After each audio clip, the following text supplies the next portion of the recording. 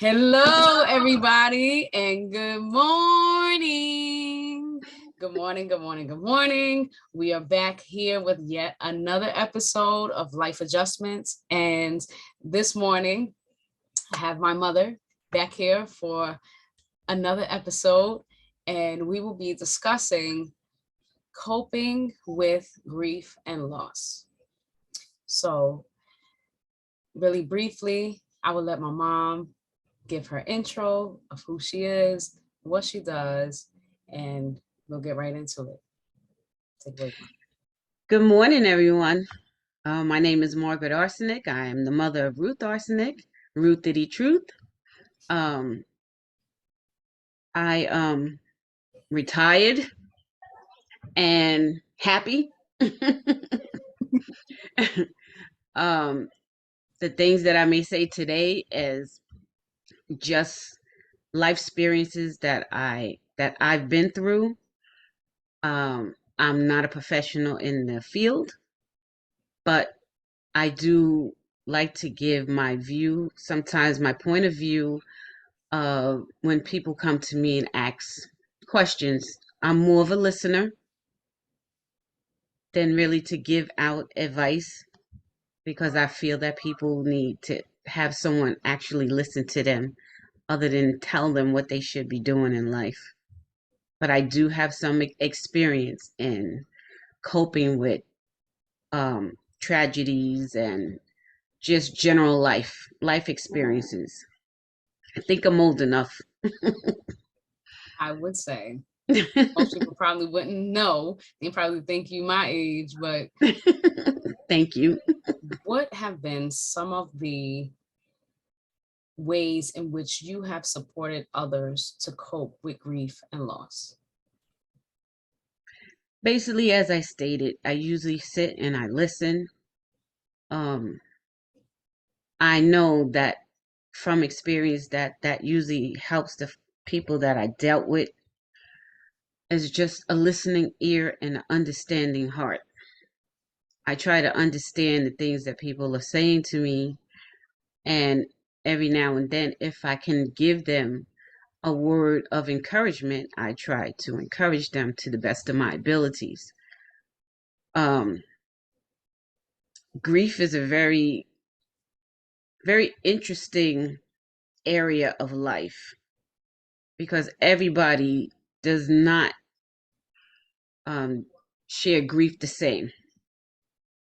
So, they don't carry grief on their backs the same way. And sometimes it's hard to listen to some stories of people that are grieving because sometimes I get so caught up in their grief, I feel their pain. And when you're listening, sometimes, yes, you can feel their pain, but you also have to hear what they're saying to you, to see where they're at in their life at that particular time. Sometimes grief will send people into an atmosphere within themselves to be harmful to themselves, or sometimes it'll send them into an atmosphere to just be depressed. And sometimes that listening ear or that one or two words that you may share with them or just being there, sometimes you don't even have to say a word. It's just being in their midst and having that loving and caring spirit helps them to deal with the things that they need to go through. So I don't know if you want me to elaborate any more on it. No, I think what you said was very important because a lot of times processing the life adjustment of loss and the life adjustment of grief can be very difficult. We're not always in the environment of having conversations of how to cope with grief or how to cope with life. So it's just to be able to speak and start or spark the conversation the best way that we know how, and to, like you said, have someone like you that does have that listening ear and the experience of going through your own versions of grief and loss and going through the process. Someone's just starting out in that process needs that support, that way they can be able to see the expectation of how they can get out of it, how they can come out of that depression or out of that anxiety or out of that just whatever they're feeling. Because I know sometimes you don't even realize how a loss is going to impact you. Absolutely. And it's almost as if in certain situations, your feelings are like a feeling of numbness, or just you really can't identify or really pinpoint what an exact feeling is. And so I think that is very important. Like just you being that listening ear, it helps to kind of break down what that numbness may be or what that depression may be, or the root, to get to the root of what those feelings are and how to actually process them as they go along. Yes, with that being said, I have experienced, well, we have experienced loss to the utmost. And as strong as a person that I am, or that I felt that I was, in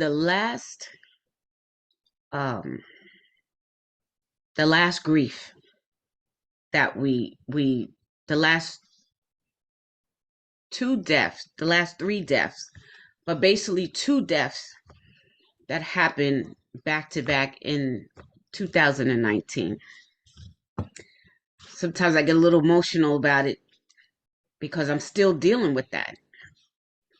And I'll probably deal with it for the rest of my life. But out of all the family members and people that were close to me that had passed away through the years, I felt that I was pretty strong. But in 2019, I lost my dad, and I believe it was like a week later, after we had the funeral and the repast for my dad, I lost my stepson. And that almost took me out. That almost took everything out of me to deal with. Um,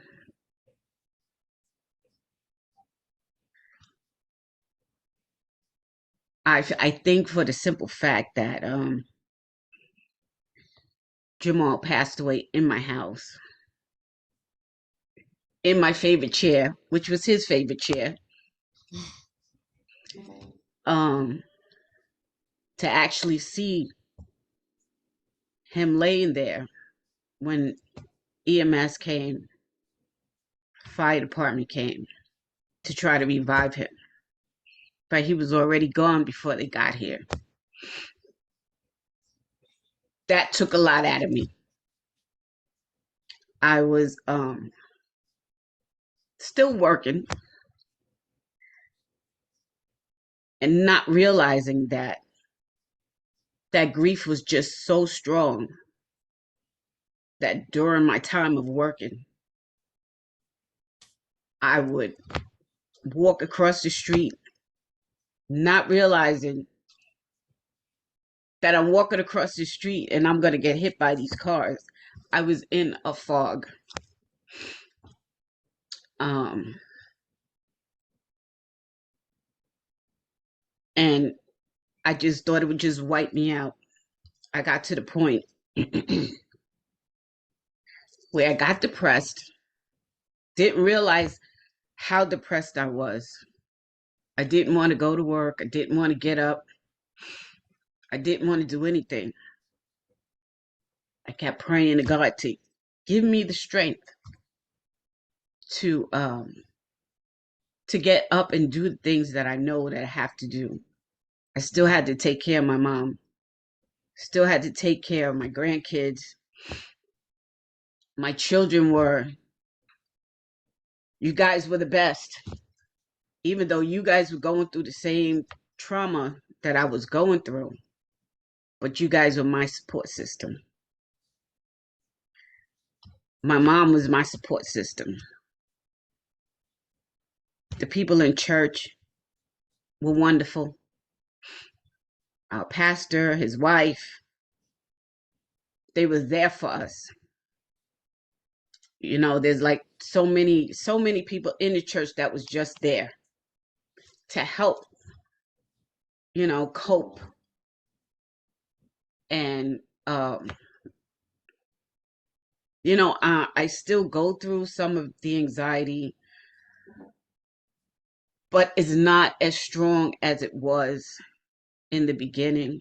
I feel myself getting stronger every now and then. You know, they're not going to be forgotten, but it was just the idea that how things worked out. Um, and then not too long ago, I lose my nephew. He gets shot in the head, and then he's gone. So now that's something else that's on top of it. So grief, we all my faith in God is what gets me through the hard times that I had to face. Gets me through the grief period. Um, it helps me to be strong. It helps me to be comforting to those who do lose family members. Um, and somewhere in between there, I've also lost a young cousin to suicide. That was hard to kind of swallow that pill also. Um, but you know, if we just keep our faith in God and keep trusting and find someone that you could just talk to and just continue to talk about how you're feeling, it helps you to cope. It helps you to go through the whole process of grieving. The thing is that sometimes we just feel that if we tell other people how we feel, that they think we're weak, but it doesn't make you weak. What makes you weak is a person who does not go to someone, even if you have to tell the stranger, go to someone and tell them, listen, today I'm having the worst day ever because this, that, and the other happened to me. If you just go to someone and just tell them that, it will ease your day, you know? And you never know, you telling somebody else your story may strengthen them because you don't know what they might be going through, you know? So it's important to kind of let let it out and express how you feel. You can't express it to everyone, but if you pray God to send somebody your way, that you will be able to, you know, tell them, you know, how you're feeling deep inside with whatever might be going on with you. And I stress again, you cannot tell everyone because some people will use that against you in your time of sorrow or in your time of distress. You just kind of have to pick and choose, and sometimes God, he just puts it on your heart of who you can just go and talk to. You may talk to somebody that that you see all the time, but you just never wanted to talk to that person for whatever reason, and God had just put it on your heart, and you'll just sit and talk to them and let them know, you know, that you're going through something. And you know that's a good thing. I mean, it's good to see a therapist, but sometimes, you know, we don't like to go to therapists. because that's another sign that we feel weak, or people may think that we're just crazy, but you're not crazy. You're not crazy. It's just the idea that you just need someone that you can kind of trust, or someone who has that professional ability to hold whatever you're saying to them, and not let the whole world know that this is what you're going through. This is what your life is all about. So that basically my suggestions is to keep praying and ask for that strength. Keep your faith in God, and if you could just tell somebody that you trust what you're going through to help you through the process of whatever's happening in your life, to keep you here on this earth for as long as God allows you to be here. Ooh, powerful, deep, and a bit relieving, because these are, again, conversations that are not a norm in society. I could say our community, but I think it's safe to say in society as a whole, Hmm. um, especially in Western culture, it's more so like not, it's almost like loss is not really a thing. Nobody really thinks about it. Like, in other cultures, you know, the grieving process or the going through a loss, like, for example, if you watch Wakanda, Black Panther, Panther. sorry, I was mixing it up, but yeah, Hmm. if you watch Black Panther, Wakanda Forever, when it came to losing King T'Challa, it was a celebration. It was a party. It's something that they've already had a norm of, a tradition of celebrating. Hmm. And I know more in the Western culture, it's like a time of sadness and a time of grief. And like you said, different grief has its a whole spectrum of reactions, especially, as you were stating, the way in which a person transitions out of this world, on earth rather. uh it has traumatic effects, that kind of sit there and stay there for quite a while, if not the remainder of your lifetime. But the most important part is to be able to process, be able to, at some point, have a plan in place. You can't, obviously, there was some of those situations, it wasn't really a plan. I know, when going back to like losing grandpa, a part of it was the aging process, Yes. health conditions. Hmm. um However, when it came to Jamal, he was young, Yes. 41 years old, you know, and there were health conditions underlining that we had no idea about until it was too late. And as far as that's concerned, you know, talking about the planning process of loss, you know, I know not everybody may know, but you are a part of the church community that specializes in bereavement process, Yes. Hmm. planning process of having ceremonies, traditional ways of dealing with the loss. And then, the ministry that helps the families even after, like you said, when everybody else is gone and you're just there having Hmm. to just live life, and could be just randomly walking across the street, not even realize that you're walking, or like, Yes, you're in a daze. right, right, exactly. So what's your specialty in that department?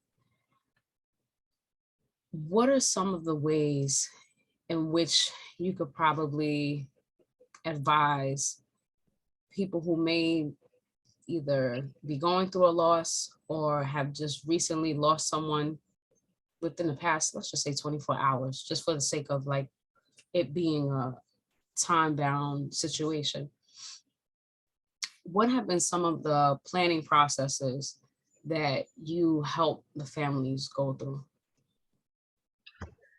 Well, I'm pretty new on the this board of bereavement. Um, my part in doing that is basically the financial end of it. Financially, um, I know people don't really want to deal with financial issues when it comes to death or before death.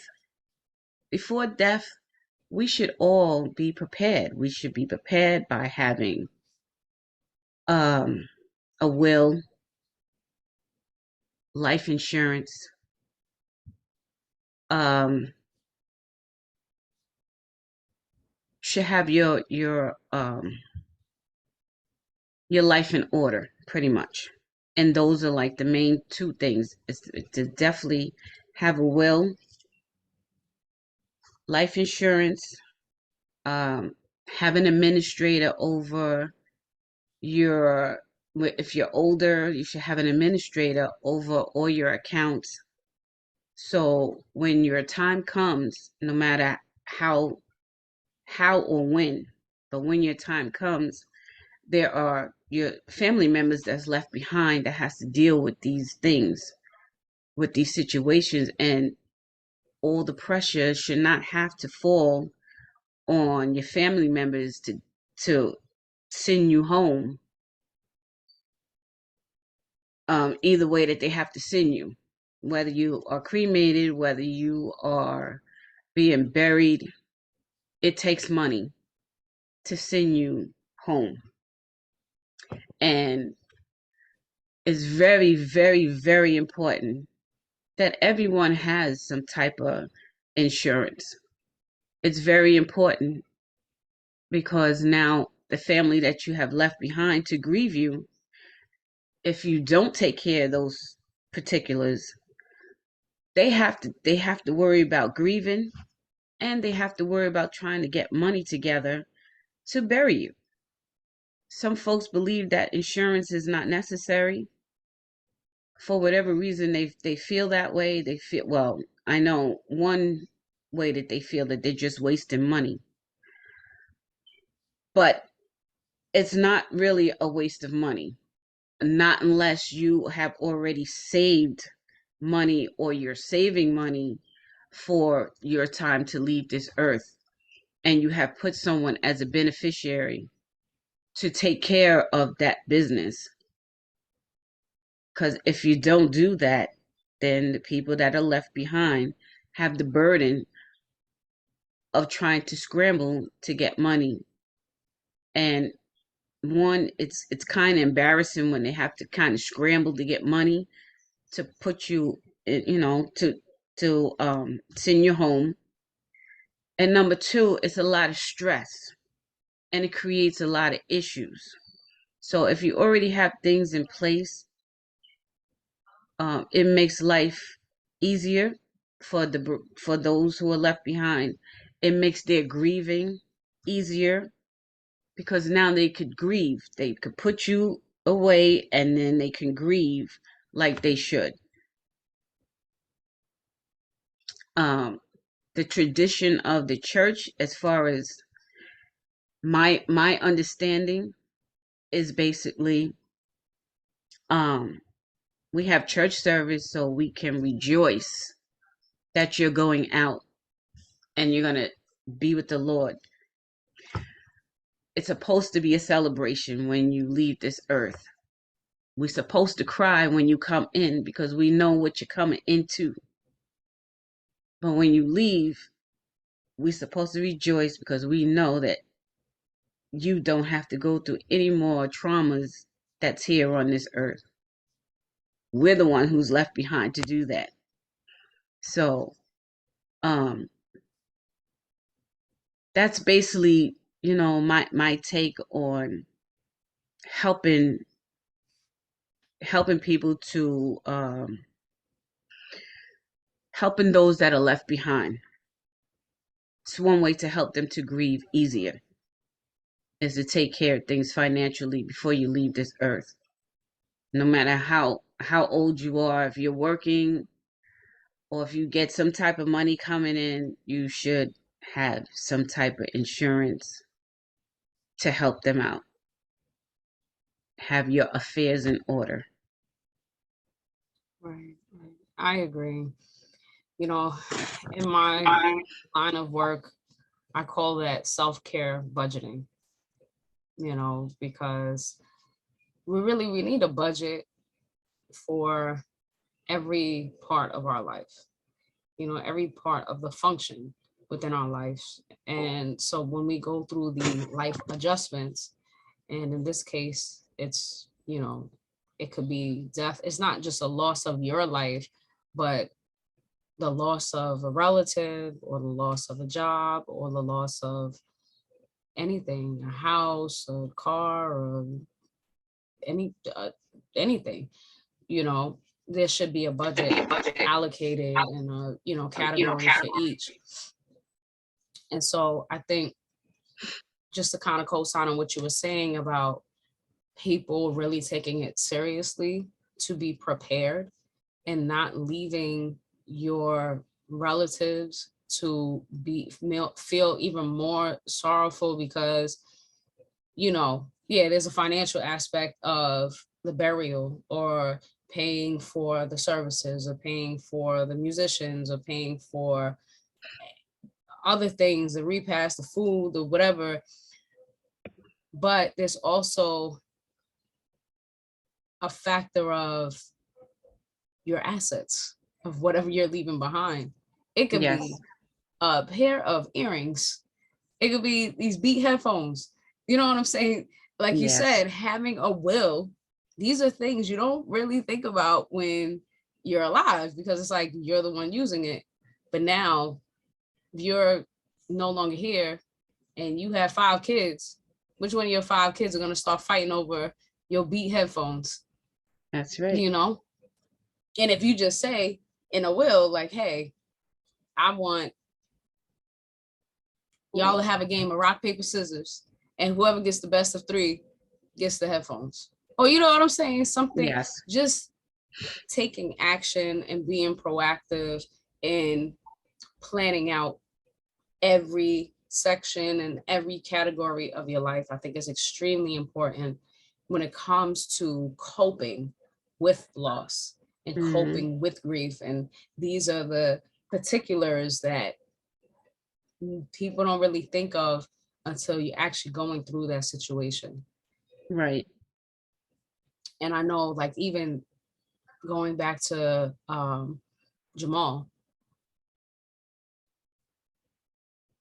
since 2019, there have still been items that, I don't know about you, it's hard for me to even touch, because he had no actual will to tell us, like, hey, Right. this is what I want you to do with this, that, or whatever. And he had collectibles and Yes. other things. And like you said, being able to kind of talk to others, because we weren't really, we were able to talk to each other, but we're going through the same heaviness. Yes. Yes. So to kind of rationalize, we really Yes. weren't going, it was just a cycle of not really being able Confusion. to Right. Exactly. Make that a definitive decision. And, not to say like, oh, okay, this was his fault for not doing this, because who would ever think? No, I don't even think yeah, he thought that his time would have been at the age of 41, you no, know, but, and the fact that he didn't have children, he right. wasn't married, it really wasn't something that was a pressing issue. So it's like there are a lot of guys or females too, but in this particular case, that are probably out there watching this, viewers watching, listeners listening, and Mm-hmm. probably feeling the same exact way. Mm-hmm. That still have their parents that might have to handle those situations, or siblings or cousins or friends, close friends, Right. and everybody is going to feel entitled to whatever it is that these single men have. And there really needs to be some definitiveness going on. They say guys, they can make decisions better than women. I still have yet to, you know, I'm gonna just sip my tea on that one. But I have no comment. right. So if this is the case, I am hoping that we are going to see a lot more wills from the men in comparison to the women out there, especially after this episode, because it is important for these details to be in order, to be in place, because you should not ever take for granted that other people, once you are no longer here, are not going to feel like your items or whatever you have left behind is invaluable. Right. It becomes more valuable because it's the last piece of them that they have of you. Right. Yeah. So true. So in conclusion, what would be some of your final words of encouragement to anybody that may be watching, or any of the listeners that may be listening in, on anything that they may be suffering with when it comes to loss, or when it comes to the grieving process? Well, my final words would be, mm, foremost, is trust God. That's one. Um, to find someone, um, even an agency, or um, they have a lot of hotlines that you talk to someone, and just let them know how you feel. Just let them know, you know, what's going on with you, so they may be able to help you, or you just speaking out, actually hearing how you're actually feeling, may help you to be able to cope with what's going on. And also, on a financial end, to everyone who feels that they got it under control and they don't have their finances in place, they don't have their beneficiaries in place, they don't have a will, please, for the sake of your loved ones that you leave behind, please get your affairs in order. It's very important, whether you're single, whether you have family, whether you have a whole family or not. Get your affairs in order. And God bless you all. Thank you so much, Mom. I appreciate You're you taking welcome. the time out to sit with us for another episode. Words of wisdom, words of encouragement, and hopefully a song. I don't know about this segment with a song. tried it, y'all. I tried it. You know, my Maybe mom's next time.